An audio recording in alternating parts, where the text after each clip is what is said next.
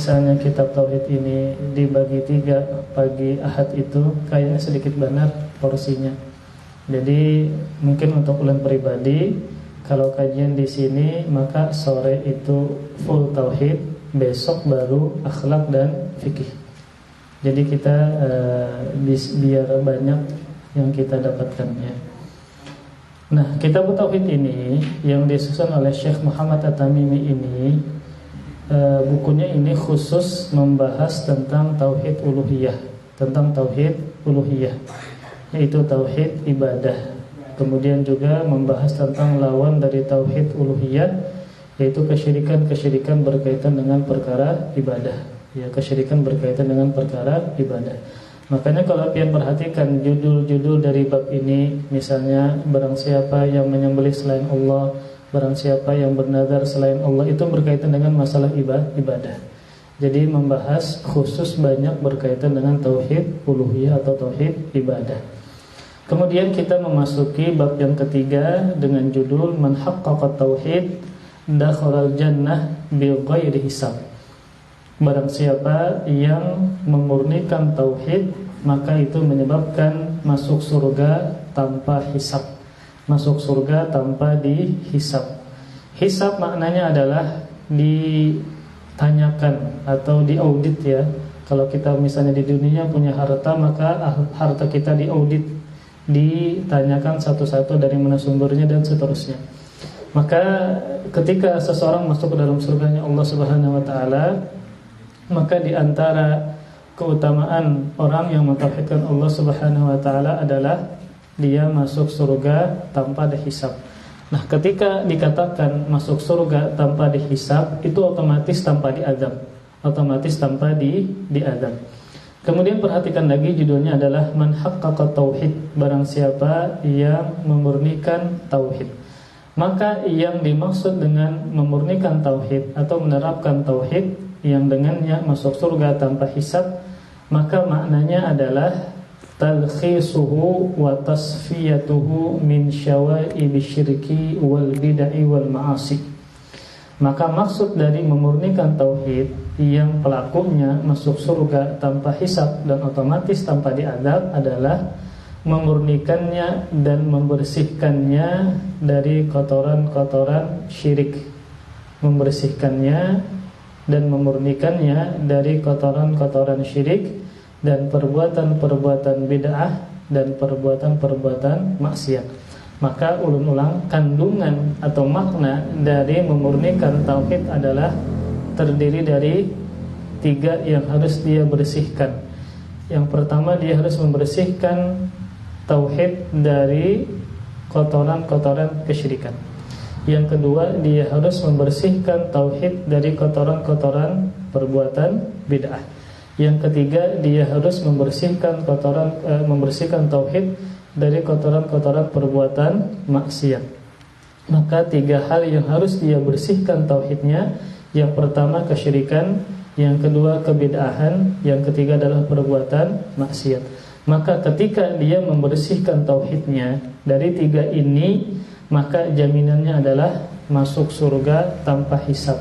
Nah, ketika dikatakan tanpa hisab, otomatis tanpa diazab, tanpa diazab oleh Allah Subhanahu wa taala. Kemudian para ikhwas sekalian, tentang masuk ke dalam surga. Orang beriman masuk ke dalam surga beberapa macam. Orang beriman masuk ke dalam surga dengan beberapa macam. Macam yang pertama, ini macam yang paling afdol, yang paling kita harapkan, masuk surga tanpa dihisab dan tanpa azab. Masuk surga tanpa dihisab dan tanpa azab. Kemudian macam yang kedua, masuk surga dengan hisaban yasira. Masuk surga dengan hisab yang ringan. Masuk surga dengan hisab yang ringan. Kemudian yang ketiga, ini yang paling sulit ya, yang paling parah, yang paling kasihan adalah masuk surga dengan dihisab dengan hisab munaqasyah. Masuk surga dengan dihisab hisab yang detail, yang rinci ya. Yang ini, jenis ini, yang ketiga ini, ketika ada seorang muslim, kemudian dia dihisab dengan hisab munaqasyah, rinci, detail, maka seakan-akan dia diazab oleh Allah Subhanahu wa taala. Saking sulitnya hisab tersebut. Saking apa? Sulitnya hisab tersebut. Berarti ada berapa tadi? Ada 3. Orang beriman masuk ke dalam surga. Yang pertama, masuk surga tanpa hisab dan tanpa azab. Ini yang paling kita harapkan. Masuk surga tanpa hisab dan tanpa azab. Yang kedua, masuk surga dengan hisab yang ringan. Nanti kita jelaskan. Kemudian yang ketiga, masuk surga dengan hisab apa? Munaqasyah, atau hisab yang rinci, detail, kemudian dia baru masuk ke dalam surga. Yang pertama yaitu masuk surga tanpa hisab dan tanpa azab. Maka ini yang berlaku tentu adalah para nabi dan para rasul. Para nabi dan para rasul, maka jamaahirul ulama, kebanyakan atau mayoritas para ulama, mereka berpendapat bahwa para nabi, para rasul masuk surga tanpa dihisab dan tanpa diazab. Tanpa dihisab dan tanpa diazab. Nanti kita jelaskan juga, selain para nabi dan para rasul, orang beriman pun juga bisa mendapatkan demikian, masuk surga tanpa dihisab dan tanpa diazab. Kemudian yang kedua, masuk surga dengan hisaban yasir, hisab yang ringan, hisab yang mudah. Dan ini jenis yang kedua ini keumuman kebanyakan kaum muslimin masuk ke dalam surga, yaitu mereka masuk surga dihisab terlebih dulu, namun hisab yang ringan, hisab yang mudah. Dalam Al-Qur'an surah Al-Insyiqaq ayat 7 sampai 9 firman Allah Subhanahu wa taala, fa amma man utiya kitabahu biyaminih fasawfa yuhasabu hisaban yasira wa yanqalibu ila ahlihi masrura. Kata Allah Subhanahu wa taala, adapun orang yang diberikan kitabnya, catatan amalnya dari sebelah kanan, maka dia akan diperiksa, akan dihisab dengan hisab yang ringan, hisab yang mudah. Dan dia akan kembali kepada kaumnya yang sama-sama beriman dengan berbahagia, dengan gembira. Jadi walaupun mereka ini dihisab, namun ketika hisabnya hisab yang ringan, dan itu tandanya adalah mereka mengambil catatan dengan kanan, ya, bagian kanan, maka itu sudah mampu membuat mereka bahagia. Jadi ketika cuma dihisab dengan hisab yang ringan, maka mereka sudah bahagia. Maka kita bayangkan bagaimana mereka ini tanpa dihisab, tanpa dihisab, maka otomatis lebih berbahagia lagi. Ini konteksnya belum masuk ke dalam surga. Jadi mereka sudah berbahagia dulu, ya, berkumpul dengan orang-orang beriman ketika mereka mengambil catatan mereka dengan tangan kanan, kemudian dihisab dengan hisab yang ringan. Itu membuat mereka sudah berbahagia. Lalu bagaimana ketika mereka masuk ke dalam surga tanpa dihisab sedikit pun, otomatis apa? Lebih berbahagia lagi. Kemudian yang ketiga, ya, yang kedua tadi adalah hisab yang ringan. Nah, maksud dari hisab yang ringan tadi adalah yaitu ketika yang dihisab ini tidak semuanya, semuanya. Kan yang kita kerjakan ketika di dunia ini sangat banyak. Namun ada sebagian yang Allah tidak hisab, ya, sehingga sebagian yang dihisab. Nah, itulah yang dimaksud dengan hisab yang ringan. Ketika yang dihisab ini adalah tidak semuanya. Nah, kalau semuanya kemudian detail, itu adalah hisab yang munaqasyah tadi, yang sulit, yang seakan-akan orangnya diazab oleh Allah Subhanahu wa taala.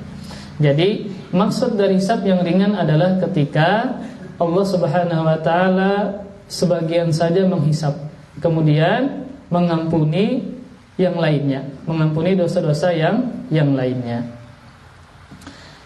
Dalam sebuah hadis, ya, Rasulullah sallallahu alaihi wasallam bersabda, "I'ridu alaihi sighara dzunubi warfa'u anhu kibaruha. Ya Rabbi, qad amiltu asya'a la araha hahuna." Hadis ini sahih, dikeluarkan oleh Imam Muslim. Rasulullah sallallahu alaihi wasallam bersabda, Allah Subhanahu wa taala berfirman. Berarti hadisnya adalah hadis qudsi. Kata Allah Subhanahu wa taala, paparkan baginya dosa-dosa kecilnya dan hilangkan dosa-dosa besarnya. Nah, jadi maksud dari hisab yang ringan, yang sebagian saja yang dipaparkan adalah yang dosa kecilnya disebutkan, yang dosa besarnya dihilangkan.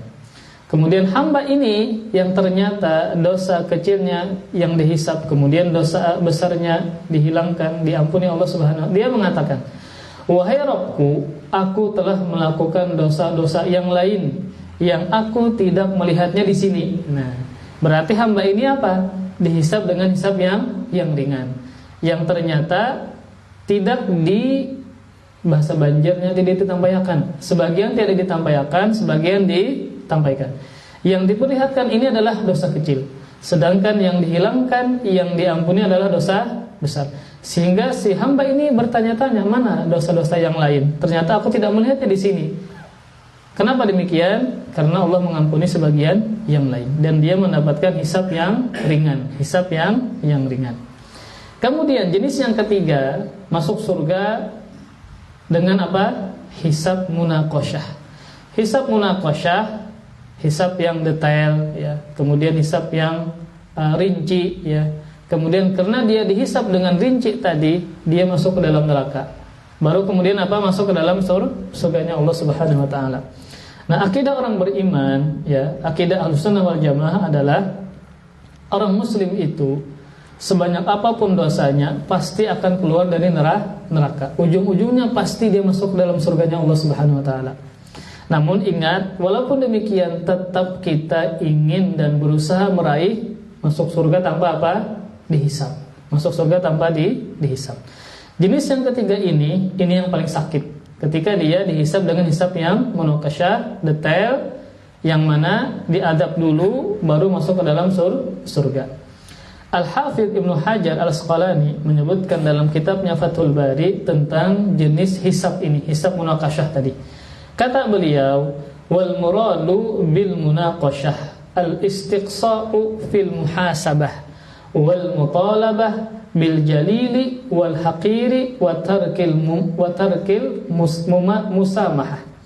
Kata beliau, yang dimaksud dengan hisab munaqasyah, hisab yang detail, adalah rinci dalam perhitungan, rinci dalam penghisaban dan penuntutan segala dosa, baik yang besar maupun yang kecil, tanpa dimaafkan. Kalau hisab yang ringan tadi, dia dimaafkan. Dosa besarnya apa? Dimaafkan. Yang ditampakkan cuma dosa kecil. Sehingga hamba ini kebingungan, mana sebagian yang lain yang saya kerjakan ya. Kemudian kalau yang ketiga ini, hisab munaqasyah ini, maka yang kecilnya kah, yang besarnya kah, maka semuanya apa? Dihitung. Semuanya dihisab. Kemudian tidak Allah ampuni. Sehingga apa?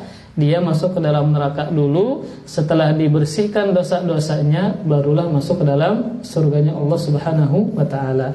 Nah, jenis yang ketiga inilah Rasulullah sallallahu alaihi wasallam pernah bersabda, hadis yang sahih yang dikeluarkan oleh Al-Imam Al-Bukhari, "Man nuqisha al-hisaba udzib." Kata Rasulullah sallallahu alaihi wasallam, barang siapa yang dihisab dengan hisab yang rinci, maka dia telah diazab.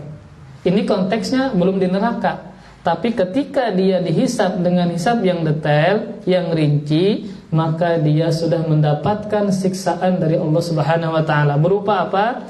Berupa susahnya dia dihisab dengan rinci dan detail. Ini konteksnya apa? Belum masuk ke dalam neraka. Jadi hisab itu sendiri adalah azab kalau seandainya dia dihisab dengan hisab yang rinci, detail, besarnya kah, kecilnya kah dosa, semuanya apa? Dihisab oleh Allah Subhanahu wa taala. Jadi kalau kita menggambarkan tentang peristiwa atau huru-hara hari kiamat, itu sangatlah sulit dan sangat berbahaya. Ya, sangat sulit dan sangat berbahaya. Di mana setiap fasenya orang-orang sangat mengalami kesulitan yang sangat besar. Ketika di mana di hari kiamat. Contoh misalnya, ketika kita sudah matian, kemudian menunggu hari kiamat. Hari kiamat terjadi, semua makhluk meninggal dunia, kemudian ditiup lagi sangkakala yang kedua, maka semua makhluk hidup kembali. Untuk apa? Untuk disidang, dipertanggungjawabkan di hari kiamat. Nah, ketika kita dibangkitkan dari kubur ya, dalam keadaan telanjang, tanpa alas kaki dan tanpa busana, maka kita digiring kemana? Ke padang mahsyar, ke padang mahsyar menunggu putusan Allah Subhanahu wa taala. Nah, ketika di padang mahsyar, manusia menumpuk sejak zaman Nabi Adam sampai zaman Nabi Muhammad. Semuanya menumpuk manusia di situ. Di tanah lapang, tidak ada pohon, apalagi kanopi, enggak ada, tidak ada apapun di situ. Maka semua manusia pada hari kiamat, ketika matahari didekatkan kepada mereka, maka pada saat itu manusia akan meminta pertolongan, minta syafaat agar diberikan naungan, agar diberikan apa? Naungan pada hari kiamat. Karena ketika pada saat itu matahari didekatkan, maka sangat kepayahan dan sangat kepanasan. Kita sudah sebutkan hadisnya, insyaallah biar sudah mendengar semua, bahwa ketika matahari didekatkan kepada manusia dengan jarak 1 mil, maka manusia mengeluarkan keringat tergantung amalan masing-masing. Ada yang keringatnya sampai mata kaki. Ini kadang kebanjiran nih, masih biasa mata kaki ya, masih kau berjalan-jalan. Ada yang keringatnya sampai ke lutut, ada sampai ke pinggang, ada keringatnya sampai menenggelamkan orang tersebut. Pian bayangkan, nang tenggelam itu bukan banyu laut. Banyu laut kan masih kau pian minum. Ini banyu paluh seorang diminum. Ya, banyu paluh sendiri yang membuat dia tenggelam pada hari kiamat.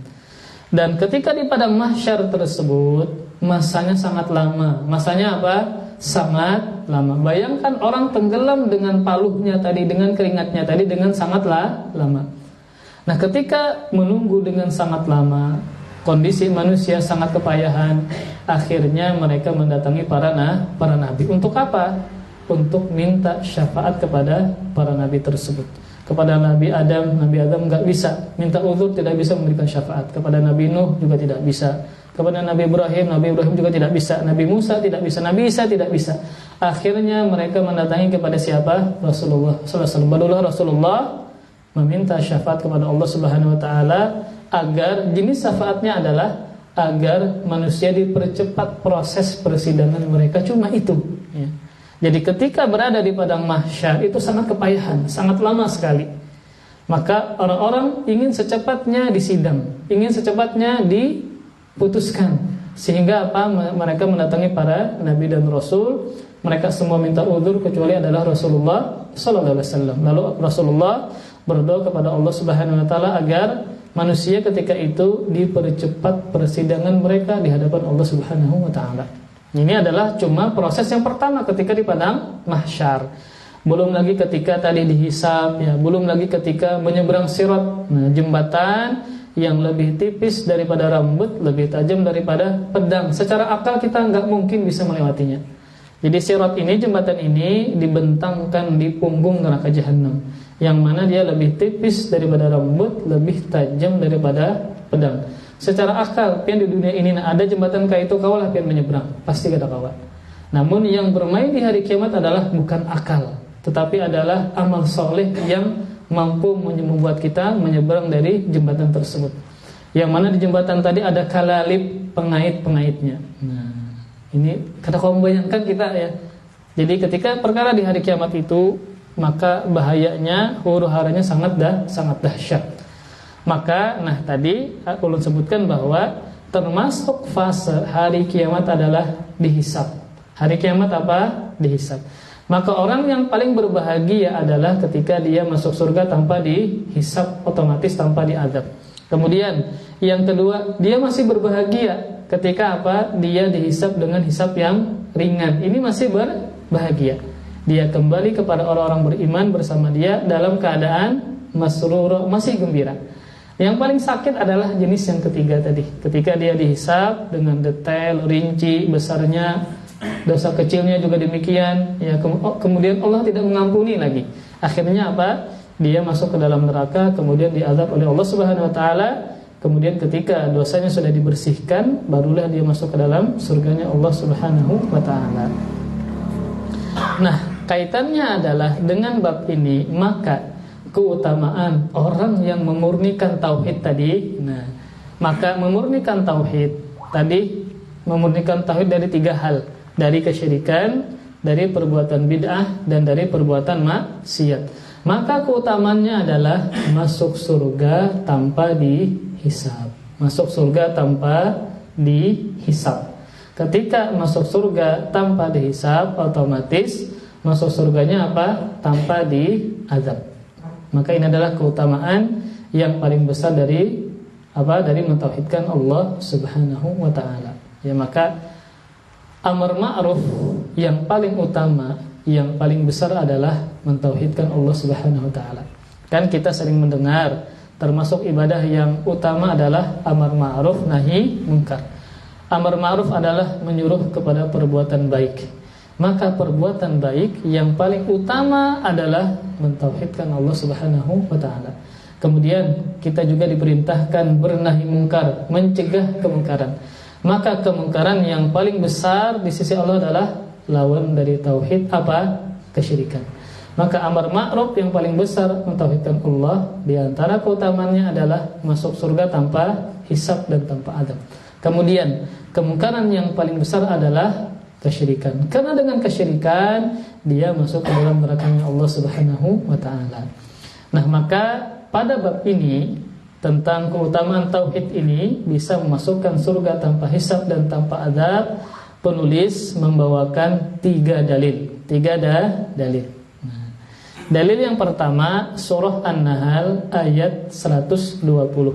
Firman Allah Subhanahu wa taala, "Inna Ibrahim kana ummatan qanitan lillahi hanifa wa lam yakun minal musyrikin." Kata Allah Subhanahu wa taala, sesungguhnya Ibrahim adalah seorang imam yang dapat dijadikan teladan, lagi patuh kepada Allah dan hanif. Hanif maksudnya adalah berpegang teguh kepada kebenaran. Dan sekali-kali dia bukanlah termasuk orang-orang yang menyekutukan Allah Subhanahu wa taala. Jadi berkaitan dengan keutamaan tauhid, penulis membawakan dalil yang isinya berbicara tentang sosok dari siapa? Nabi Ibrahim alaihissalam. Maka sisi pendalilan dari ayat ini berkaitan dengan bab ini adalah Allah menyebutkan salah satu sosok yang memurnikan tauhidnya adalah siapa? Nabi Ibrahim alaihissalam. Nabi siapa? Ibrahim alaihissalam. Maka di sini Allah menjelaskan sosok yang memurnikan tauhid, yaitu Nabi Ibrahim alaihissalam, yang kita sering mendengar cerita beliau, saking beliau tegarnya di atas tauhid, di atas agama Allah, beliau berani menghancurkan apa? Semua patung berhala yang disembah oleh kaumnya ketika itu. Bahkan juga ayahnya menyembah berhala, bahkan sebagai apa? Pembikin patung berhala. Nah, Nabi Ibrahim ini ya adalah satu dari 2 rasul yang mendapatkan gelar Khalilullah. Apa makna Khalilullah? Khalilullah adalah orang yang paling Allah sayangi, orang yang paling Allah cintai. Dan ini cuma 2 makhluk, 2 rasul yang mendapatkan. Yang pertama Nabi Ibrahim, yang kedua adalah Rasulullah sallallahu alaihi wasallam. Bergelar apa? Khalilullah. Cuma 2 makhluk, 2 rasul. Yang pertama adalah Nabi Ibrahim, yang kedua adalah Nabi Muhammad sallallahu alaihi wasallam. Nah, Nabi Ibrahim alaihissalam ini tidak diragukan lagi bagaimana beliau mentauhidkan Allah Subhanahu wa taala. Nah, Nabi Ibrahim ini ya beliau berdebat ya dengan 2 jenis penyembah berhala. 2 jenis penyembah selain Allah. Yang pertama, beliau berhadapan dengan kaum yang menyembah benda-benda bumi seperti berhala, seperti kaum dari ayahnya atau kaum beliau sendiri. Yang kedua, setelah peristiwa itu beliau berjumpa dengan orang-orang yang menyembah benda-benda langit seperti bulan dan matahari. Bulan dan matahari. Maka Nabi Ibrahim adalah sosok yang bertemu dan dihadapkan dengan 2 jenis kaum yang menyembah selain Allah. Yang pertama adalah berhadapan dengan para penyembah benda-benda bumi seperti patung berhala. Yang kedua, setelah kejadian tersebut, beliau berjumpa lagi, bertemu lagi, berdebat lagi dengan kaum yang mereka menyembah benda-benda langit, seperti menyembah bintang, bulan, dan matahari. Maka Nabi Ibrahim alaihissalam dalam ayat ini, surah An-Nahl ayat 120, Allah sebutkan 4 sifat dari Nabi Ibrahim alaihissalam, yang mana Nabi Ibrahim adalah sosok yang memurnikan tauhidnya untuk Allah Subhanahu wa taala. Nah, sifat yang pertama adalah kana ummatan. Dia Ibrahim adalah seorang umat. Maka ada 2 makna dari umat di sini. Yang pertama, umat di sini maknanya adalah seorang imam atau seorang pemimpin. Maka Nabi Ibrahim adalah seorang umat, maksudnya adalah seorang pemimpin. Dan Nabi Ibrahim ini adalah disebut dengan Abul Anbiya. Apa arti Abul Anbiya? Nenek moyangnya para nabi. Karena dari beliaulah, keturunan-keturunan beliau ini banyak yang jadi nabi, baik dari golongan Bani Israel maupun juga dari selain Bani Israel seperti Rasulullah SAW. Itu bermuara pada beliau Nabi Ibrahim alaihissalam. Jadi makna dari beliau adalah seorang umat, maksudnya adalah pemimpin dan teladan. Makna yang kedua, maksud dari umat adalah yaitu orang yang memiliki sifat mulia yang banyak, yang tersebar pada kebanyakan orang. Jadi maksud dari umat yang kedua maknanya adalah yaitu seseorang yang banyak memiliki sifat mulia, yang sifat-sifat mulia ini banyak tersebar kepada banyak orang. Di antara sifat mulia yang beliau miliki adalah seorang yang syaja'ah. Apa arti syaja'ah? Pemberani. Di hadapan kebenaran, di hadapan tauhid, beliau berani. Kemudian juga di antara makna beliau banyak memiliki sifat-sifat baik yang tersebar kepada banyak orang adalah beliau sosok yang penyabar. Yang begitu sabarnya beliau ketika misalnya berdiskusi dengan ayahnya Azar agar kembali kepada Allah Subhanahu wa taala, dan juga sifat-sifat yang lain. Kemudian sifat yang kedua yang Allah sebutkan dalam ayat tadi adalah qanitan. Qanit maknanya adalah dawamut ta'ah, yaitu yang senantiasa melakukan ketaatan kepada Allah Subhanahu wa taala. Jadi beliau sebagai seorang panutan, seorang pemimpin. Yang kedua adalah seorang yang senantiasa patuh dan taat kepada Allah Subhanahu wa taala. Qanitan artinya. Makanya banyak linian ngarannya qanita. Itu bagus. Artinya apa? Perempuan yang taat. Ya, jadi kalau laki-lakinya adalah qanit ya. Kalau perempuannya adalah qanitah, pakai ta marbutah. Ini maknanya bagus. Maknanya adalah yang senantiasa patuh dan taat kepada Allah Subhanahu wa taala. Nah, di antara kepatuhan beliau yang luar biasa yang menguji keimanan beliau adalah beliau diperintahkan oleh Allah Subhanahu wa taala untuk menyembelih anaknya yang bernama Ismail. Padahal Ismail ini adalah masih kecil, masih muda. Kemudian beliau ini, Nabi Ibrahim ini lama baru dikasih anak. Nah, kan kalau orang itu nikah misalnya 2 tahun kemudian sudah banakan 2 sudah kembar anaknya misalnya, itu kan cepat berarti. Ada yang orang nikah 20 tahun baru dikasih anak. Dan Nabi Ibrahim termasuk nabi yang di masa tua baru dikasih anak. Siapa? Nabi Ismail alaihissalam. Kemudian setelah dikasih anak, beliau diuji dengan ujian yang luar biasa, yaitu diperintahkan apa? Anaknya disembelih. Bayangkan demikian perintah Allah Subhanahu wa taala agar disembelih. Dan itu adalah ujian dari Allah Subhanahu wa taala. Maka ketika Allah yang memerintahkan, bagaimanapun kesulitan yang dihadapi beliau, maka beliau laksanakan. Ketika beliau ingin menyembelih, maka Allah ganti dengan apa? Seekor kambing kibas yang besar. Makanya beliau disebut dengan Khalilullah, orang yang paling Allah cintai. Di antaranya adalah karena beliau orang yang sangat patuh dan taat kepada siapa? Kepada Allah Subhanahu wa taala. Jadi ketika diuji, maka beliau mampu melewati ujian tersebut. Kemudian yang ketiga, sifat yang ketiga yang Allah sebutkan tadi adalah Hanif. Apa makna Hanif? Yaitu yang condong menjauh dari kesyirikan. condong menjauh dari kesyirikan, yang lurus yang condong menjauh dari segala bentuk kesyirikan. Kemudian yang keempat adalah Allah menyebutkan walam yakum minal musyrikin, dan beliau atau dia bukanlah termasuk orang yang melakukan kesyirikan kepada Allah Subhanahu wa taala. Nah, ini penting untuk dibahas karena mungkin pian pernah dulu mendengar ketika kisah Nabi Ibrahim berdiskusi, ya, bertanya-tanya kepada kaum yang menyembah benda langit. Ada menyembah bintang, bulan dan matahari. Ketika beliau berdiskusi dengan mereka, kan Nabi Ibrahim mengatakan ini adalah Tuhanku. Ketika menunjuk bintang, ini adalah Tuhanku. Namun ketika bintangnya hilang, ini enggak mungkin Tuhan, karena Tuhan tidak mungkin bisa hilang.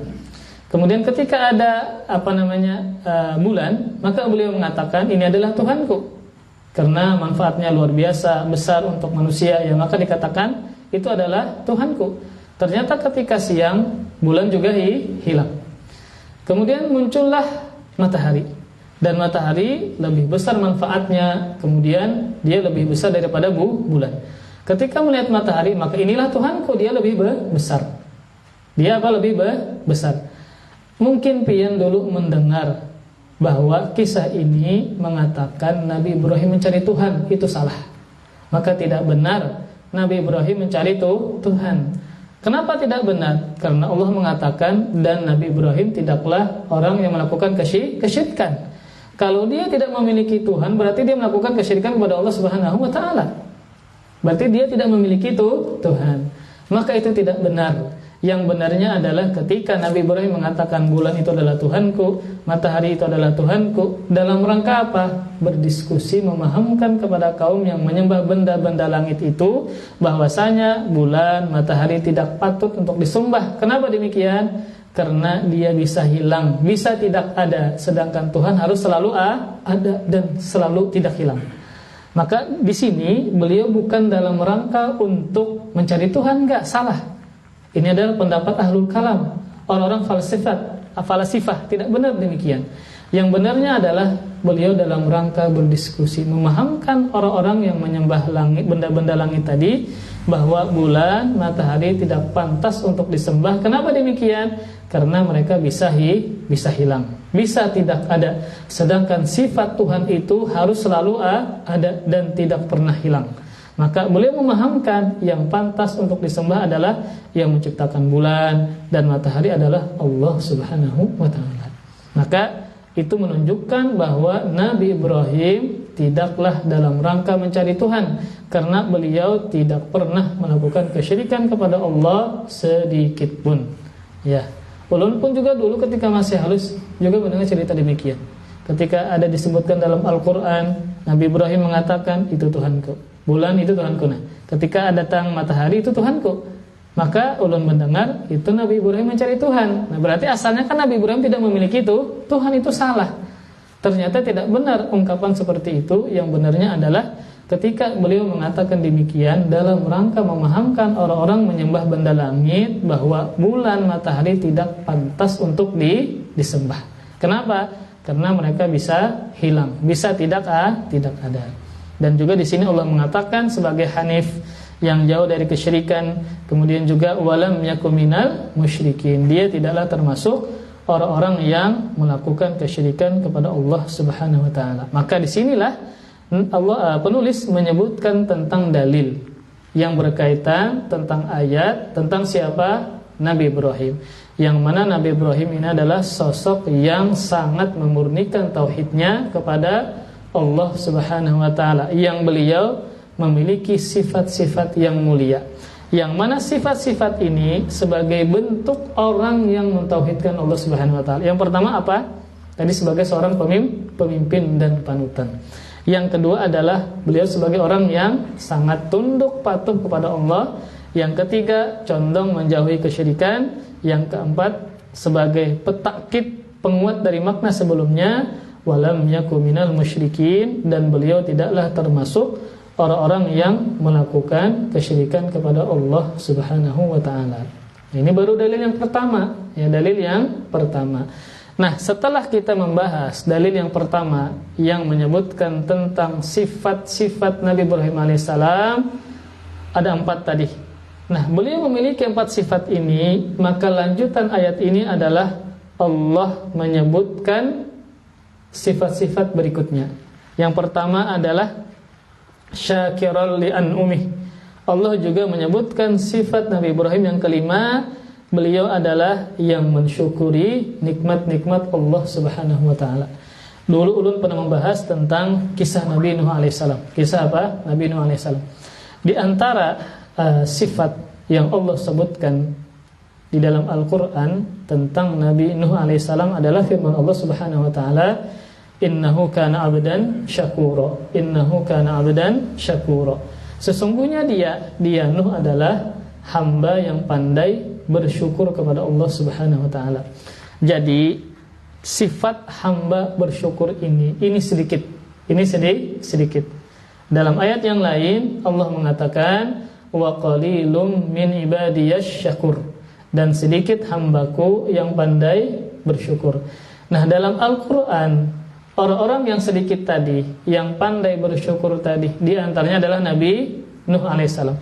Di antaranya adalah Nabi Ibrahim alaihissalam. Di antaranya adalah Nabi siapa? Muhammad sallallahu alaihi wasallam. Karena ketika beliau banyak beribadah kepada Allah Subhanahu wa taala, banyak salat malam. Dan Nabi itu kalau salat malam berdirinya lawas. Karena lawas berdiri berarti sakit dan bengkak. Dan ini pernah diikuti oleh sahabat, lawas bana Nabi berdiri. Kan wajar ketika seseorang itu lawas berdiri, akhirnya apa? Batis itu uyuh, capek, kemudian bisa bengkak.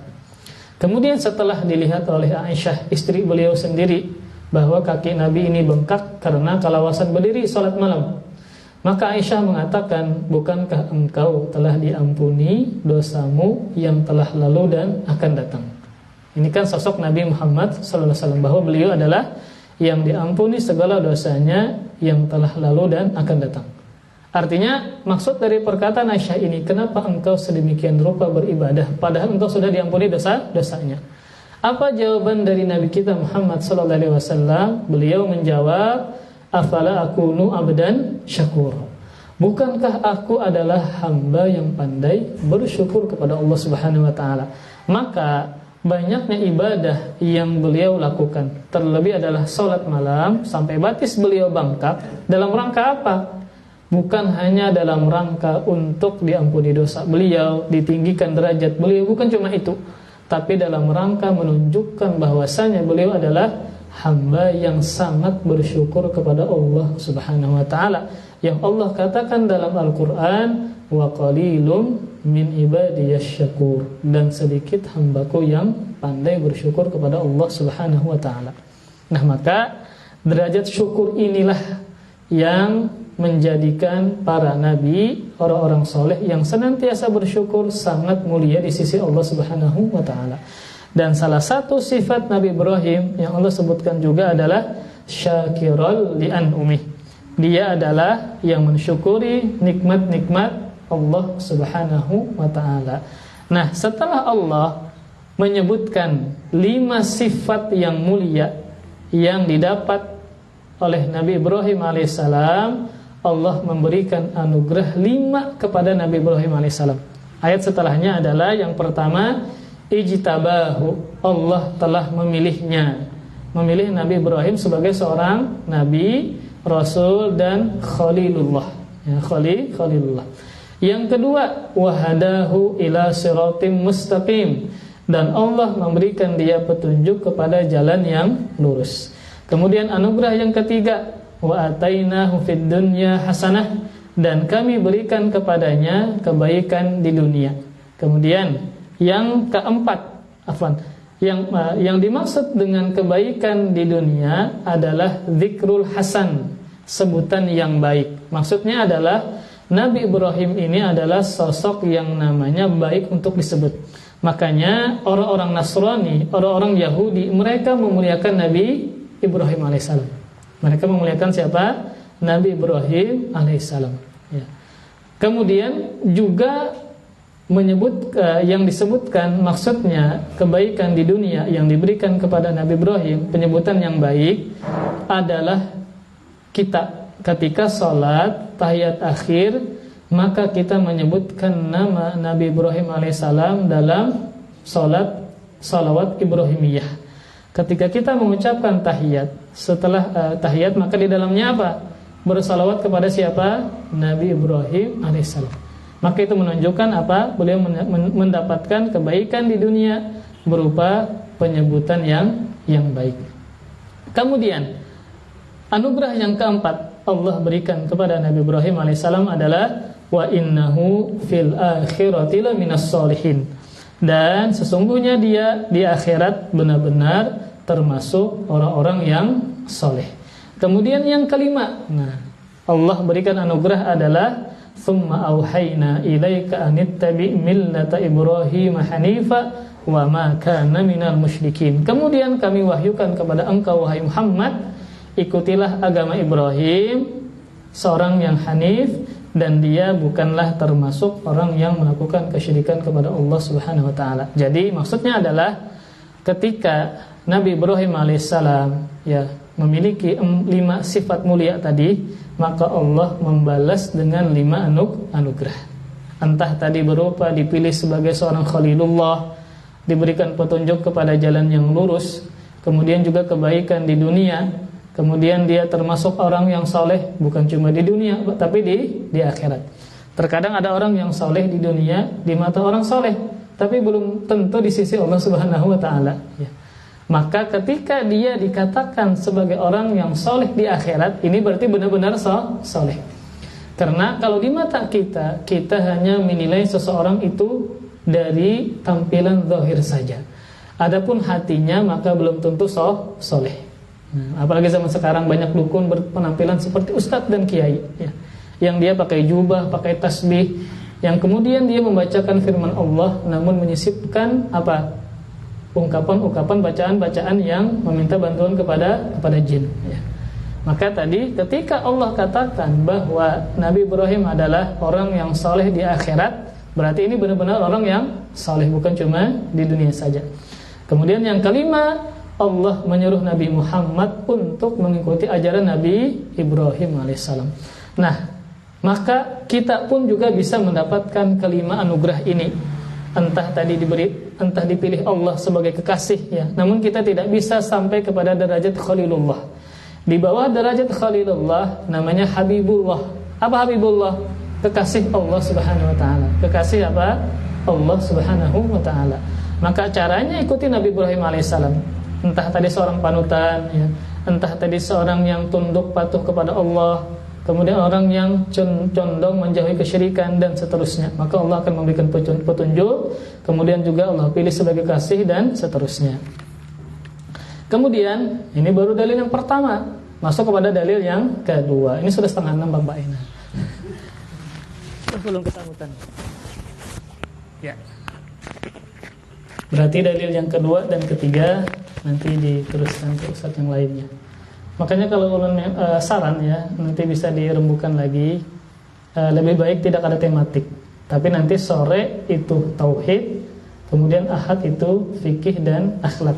Nah, jadi insyaallah lebih banyak porsinya kita belajar ya. Itu mungkin dari masukan dari ulun, tapi nanti diserahkan kepada ustadznya masing-masing. Mungkin ada yang suka sekali kajian dibagi 3, maka itu bisa dikembalikan kepada ustadz masing-masing. Jadi tadi nanti ulun pada kesempatan kali ini hanya mengupas dalil yang pertama berkaitan dengan memurnikan tauhid, yaitu Allah membicarakan tentang sosok dari Nabi Ibrahim alaihissalam, yang mana beliau adalah sosok yang luar biasa mentauhidkan Allah Subhanahu wa taala dan juga memiliki sifat-sifat yang mulia yang Allah sebutkan di dalam Al-Qur'an. Yang mana ketika pian sudah memahami, sudah mendengarkan, nah maka kewajiban kita selanjutnya adalah mengamalkan ilmu tersebut. Maka kita berusaha bagaimana menjadi orang yang qanit, tunduk dan patuh kepada Allah. Kita berusaha juga agar kita jangan sampai sedikit pun menjauhi terjerumus ke dalam kesyirikan, ya.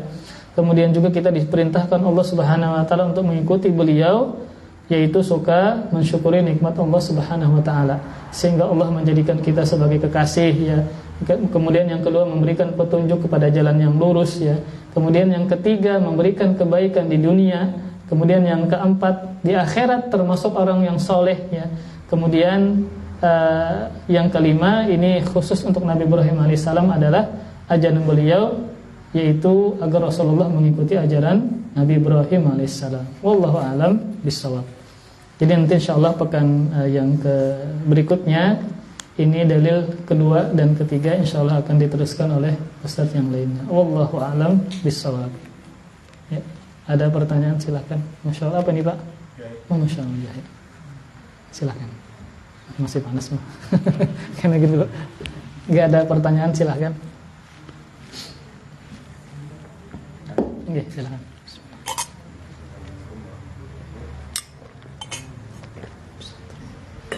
Saya pernah diskusi itu ketemu sama apa ya, orang Pak ya, bahwa membahas atau mencela Nabi Ibrahim, padahal Allah sudah menjelaskan bahwa Nabi Ibrahim termasuk orang yang hanif.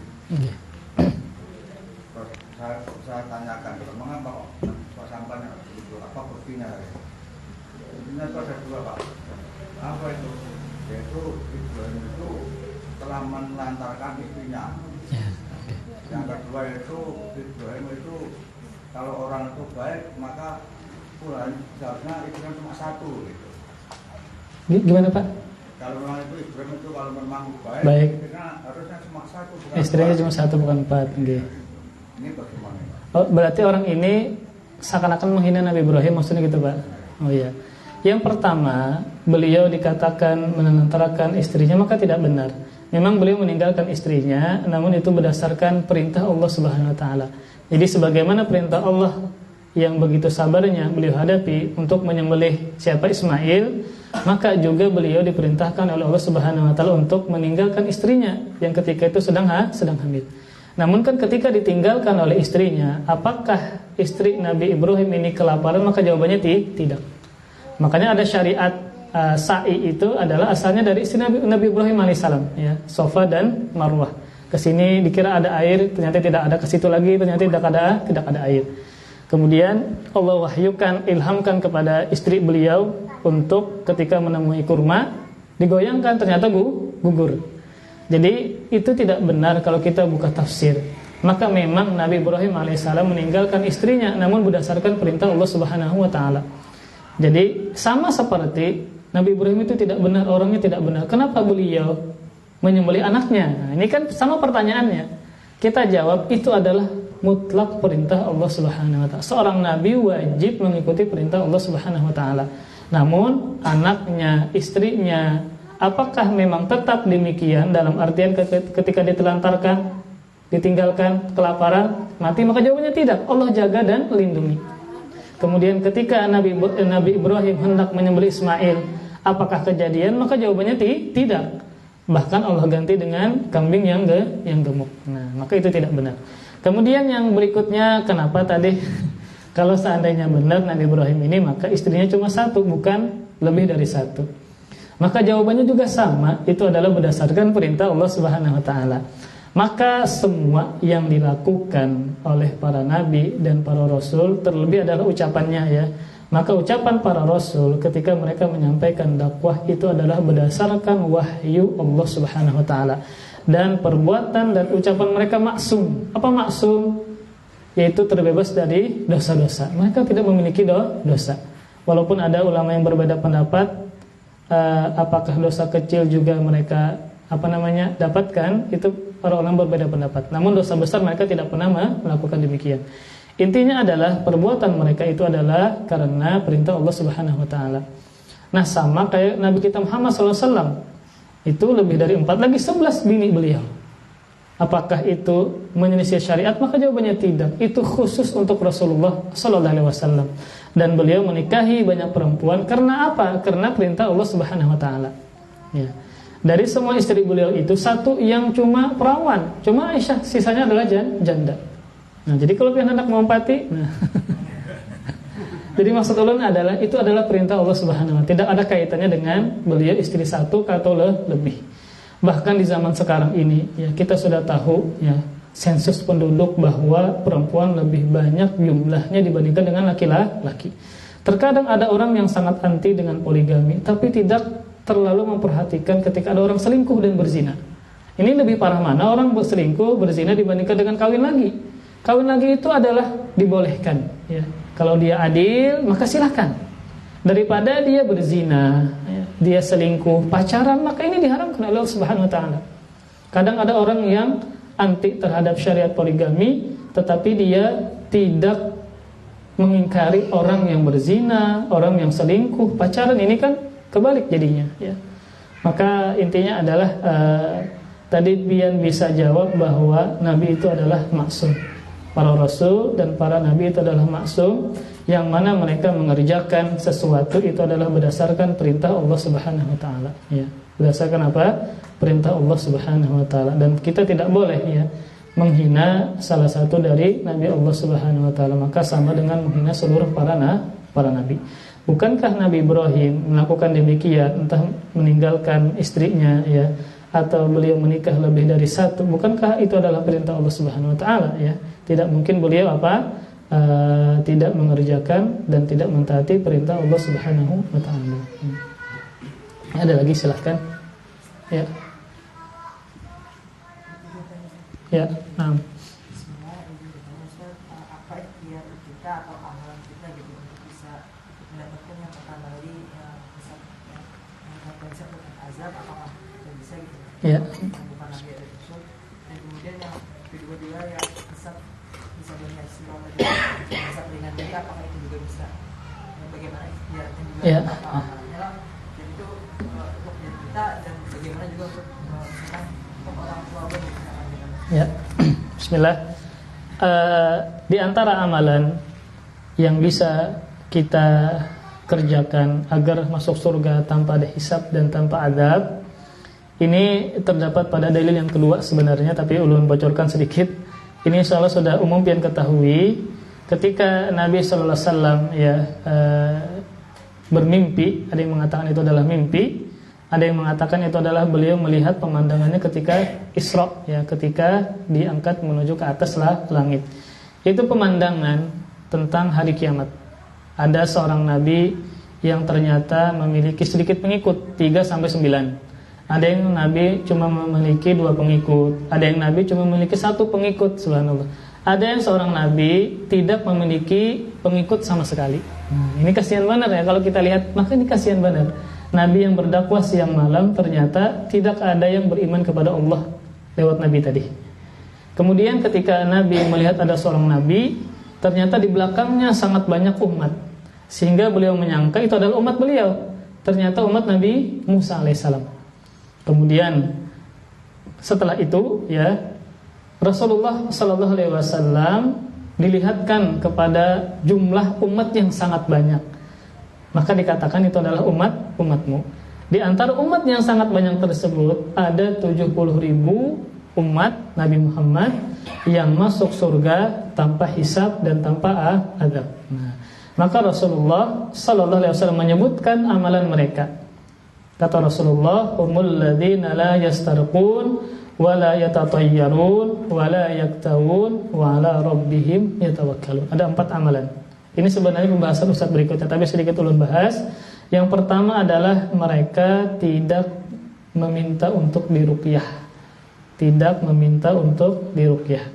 Jadi termasuk salah satu pengobatan yang diizinkan oleh syariat adalah dengan meruqyah. Apa meruqyah itu? Membaca bacaan agar mendatangkan kesembuhan. Misal ada orang yang garing, tersengat kalajengking. Nah, ini ada kejadian di zaman Nabi. Ada pemimpin suatu kaum tersengat binatang berbisa. Lalu ada sahabat Nabi yang membacakan. Yang sidin baca cuma Al-Fatihah, subhanallah ya. Ini sahabat pernah membaca. Sahabat ini membaca surah Al-Fatihah ya kepada yang kena sengatan binatang berbisa tadi. Ternyata sembuh. Ternyata sembuh. Nah, jadi maksud meruqyah itu seperti itu, membaca bacaan dari Al-Qur'an maupun sunnah, kemudian dengan meniatkan apa agar orang itu sembuh dari penyakit. Nah, kaitannya adalah masuk surga tanpa hisab dan tanpa adab tadi adalah misal ulun garing. Lalu ulun minta seseorang untuk meruqyah ulun.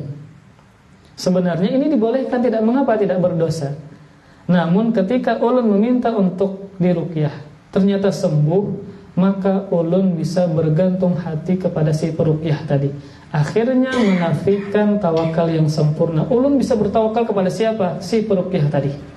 Apalagi anaknya kesurupan, sidin kesurupan. Ketika kesurupan, diruqyah sembuh, hilang jinnya, datang pulang jinnya, karena anaknya kada sembahyang. Makanya kalau misalnya sidin ini meruqyah orang karena kesurupan, maka orang tadi harus dikasih ilmu juga. Pian harus membentengi diri pian, sholat 5 waktu, baca Quran, sehingga jangan bergantung kepada si peruqyah. Nah, dikhawatirkan ketika dia minta untuk diruqyah, dia bisa bergantung kepada si peruqyah. Karena ada ketergantungan, akhirnya menafikan tawakal yang sempurna kepada Allah Subhanahu wa taala. Kemudian yang kedua, mereka yang tidak bertatayur. Tatayur adalah menghubungkan nasib sial atau untung dengan sesuatu. Misal ada orang datang ke rumah pian, ini dia ahli feng shui. Nah, ini tatanan rumahnya bagus nih, untung ini, itu nggak boleh lah. Itu tidak boleh. Atau misalnya pian teranjah kucing, lalu pian ranjahkan ke pohon pisang supaya jangan sial kendaraan pian. Ini juga salah. Dan ini banyak kebiasaan kita, adat kita yang ternyata bernasib sial dengan sesuatu. Kenapa demikian? Ini kan tidak Allah jelaskan demikian. Tidak pernah Allah mengkaitkan sial dengan sesuatu. Jadi tayrun itu burung secara asal. Orang jahiliyah mereka menggantungkan kesialan mereka dengan burung. Jadi kalau mereka hendak safar, diterabangkan dulu burung. Kalau burungnya ke kiri, ini sial, kalau jadi mereka safar. Tapi kalau diterabangkan, dia terabang ke kanan, ini selamat jar mereka. Berarti kan mereka menggantungkan nasib mereka kepada siapa? Kepada burung. Ini kan tidak bertawakal kepada Allah Subhanahu wa taala. Tidak bertatayur, tidak menggantungkan kesialan dan untung dengan sesuatu. Kemudian yang ketiga, tidak meminta untuk pengobatan besi atau kai. Zaman dulu ya, orang-orang itu di antara pengobatan mereka adalah ketika sakit maka besi dipanaskan, ditepukkan di area sakit. Nah, ini juga menafikan sifat tawakal.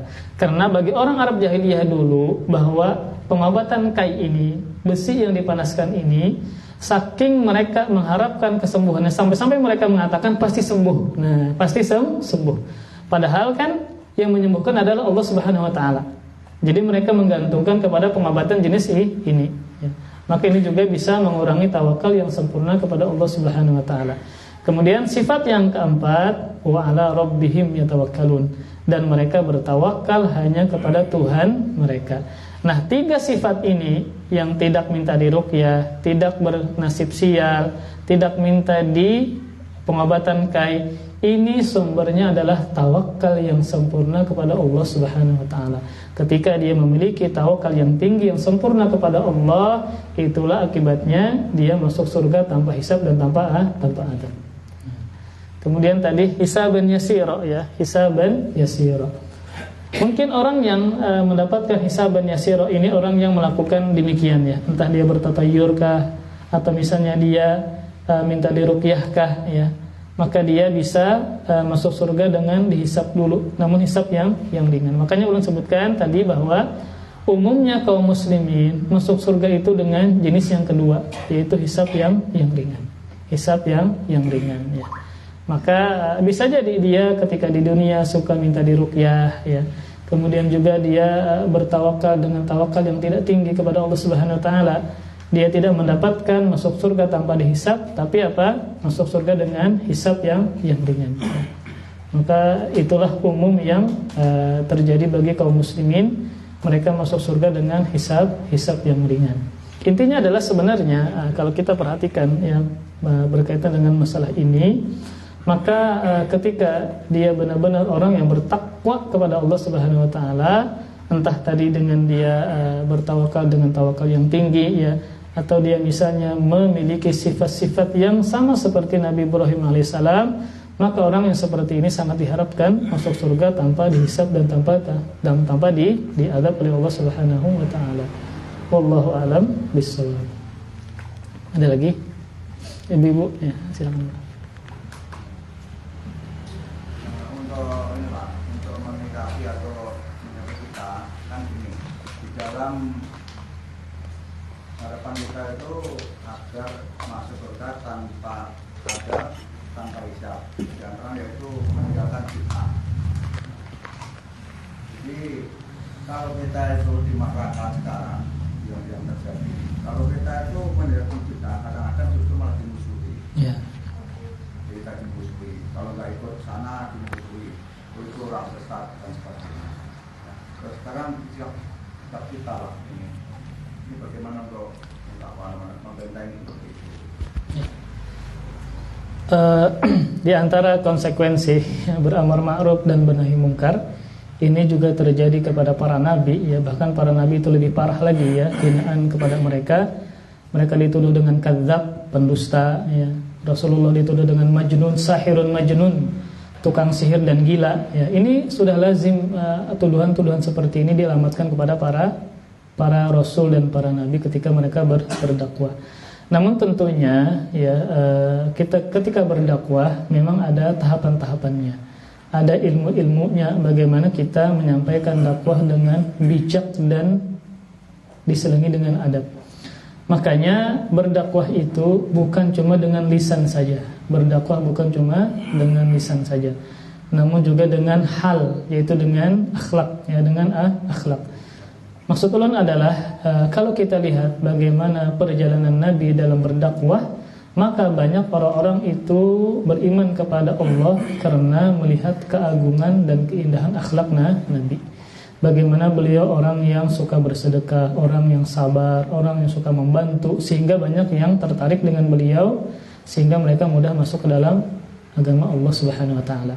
Maka tentu secara umum ketika kita melihat kemungkaran maka wajib untuk diluruskan. Tentu tadi dengan cara yang benar, yang sopan, dengan adab ya, dan seterusnya. Kemudian ketika kita dimusuhi padahal kita sudah hikmah ketika menjelaskan, maka itulah konsekuensi dari berdakwah.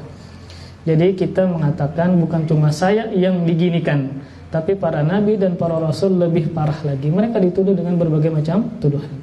Ada kadzab, nabi dituduh sebagai kadzab, pendusta, subhanallah. Padahal kan sebelum beliau jadi nabi, amin, orang yang sangat amanah. Tapi ketika beliau mengatakan saya adalah seorang utusan yang mengajak kepada menyembah kepada Allah saja, maka beliau dijauhi oleh kaumnya, bahkan dituduh dengan tuduhan yang macam-macam, kemudian juga direncanakan pembunuhan kepada nabi tersebut ya. Maka itulah konsekuensi dari berdakwah. Contoh Nabi Nuh alaihissalam. Nabi Nuh juga dikatakan oleh kaumnya mengatakan inna lanaraka fi dhalalin mubin. Sungguh kami menilaimu sebagai orang yang sesat lagi nyata. Nah, ini Nabi Nuh lah disambat sebagai pian ini bujur-bujur sesat. Ini sudah biasa dialami oleh para nabi. Maka itulah konsekuensi dari berdakwah. Namun tadi ingat, ketika berdakwah maka dengan lembut, dengan adab, dengan akhlak ya. Kemudian ketika kita sudah sampaikan dengan cara yang benar, adab, sopan santun, dan kita tetap dimusuhi, maka itulah konsekuensi dari berdakwah. Maka kita mengharapkan pahala dari Allah Subhanahu wa taala dari perbuatan-perbuatan orang-orang yang tidak suka dengan kita. Maka cara menghiburnya adalah ingat Nabi Muhammad SAW, yang mana beliau banyak tuduhan yang dialamatkan kepada beliau ya. Bukan cuma itu ya, Abu Lahab, kemudian istrinya ini parah juga nih, istri Abu Lahab. Ketika Nabi melewati suatu jalan, dia melempari jalan tersebut dengan duri-duri. Nah, ini banget mana Acil sendiri ini seperti itu ya. Kalau kita kan hanya sebagai lisan saja disambati, kada sampai pun orang main fisik. Alhamdulillah kita seperti itu ya, tidak seperti itu. Nabi Muhammad itu sudah kekerasan fisik ya. Direncanakan pembunuhan, macam-macam sudah ya. Maka itulah konsekuensi dari berdakwah. Pasti ada yang tidak suka dengan kita. Namun ingat tadi yang jelas, yang penting kita berdakwah dengan cara yang lembut, dengan sopan ya. Kemudian kita akhlak yang baik, tegur sapa dengan orang-orang ya. Maka terkadang orang tertarik dengan kita bukan dengan lisan kita, tapi dengan akhlak kita. Akhlak kita yang baik. Maka itulah kelaziman dari berdakwah di jalan Allah Subhanahu wa taala. Nah, kenapa jadi mati, Pak? Oh, ya. Bismillah.